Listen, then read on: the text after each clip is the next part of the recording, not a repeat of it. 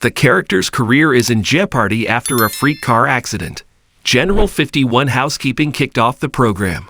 Kid and Severide talked about their desire to concentrate on their careers in the interim and how disappointed they were not parents. Then there was Herman David Eigenberg, who was getting ready for his chief exam when he uncovered the very embarrassing finding. Apparently, Herman needs a recommendation from his chief before he can officially take the exam. Seems easy enough, except for the fact that his chief, Dom Pascal, is the guy he's angling to replace at 51.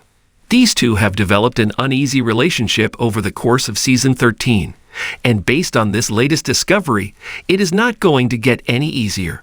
Pascal is suspected of attempted murder. Speaking of Pascal, let's get to the main story. Firehouse 51 is called to the scene of a car accident, and sure enough, the man behind the wheel is the man who was involved in the death of Pascal's wife, Monica K.D. Strickland. The coincidence is not lost on the firefighters, especially Severide, who ascertained from witnesses that the fire in the car started before the man crashed. Severide did his arson investigation thing, always nice to see, and even conferred with Van Meter, Tim Hopper, the mean who nearly stole Severide away from 51 to become an investigator full-time. The character discovered that the fuel line on the man's car was cut, making the accident attempted murder. He withheld the Pascal connection from Van Meter, however, and confronted the chief about his findings first. Pascal insisted that he was home the night the fuel line was cut, but he was alone, so Severide had no way of corroborating his story. Severide told the chief that OFI was going to need a stronger alibi if he was going to be cleared of suspicion. Pascal's alibi looked even flimsier when Van Meter discovered a tool belonging to the Chicago Fire Department in the victim's car.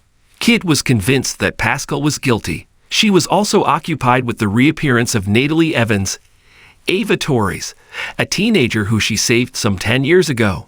Natalie told the firefighter that her older sister wanted her out the house, but her mother lived all the way in Street Lewis. Kid's burgeoning maternal instincts kick in, and the two traveled to Street Lewis to solve the problem. Stella Kid bonds with a motherless teen. Tragically, Natalie learned that her mother moved without telling her. The teenager headed back to Chicago, heartbroken with Kid. We can't imagine we were alone in thinking that the Chicago Fire writers are setting up a season 13 finale in which Kid and Severide adopt Natalie, right? All the signs point to this happening soon. Let's get back to Pascal, though. Severide wasn't as convinced that the chief was guilty, and he did some digging into Pascal's past. Finally, the Miami backstory came into play after a season of laying dormant. It turned out Pascal used to work for a man named Hendricks, who did business with the mob. The chief knew it was going on, but told Severide that he had good reason to do so.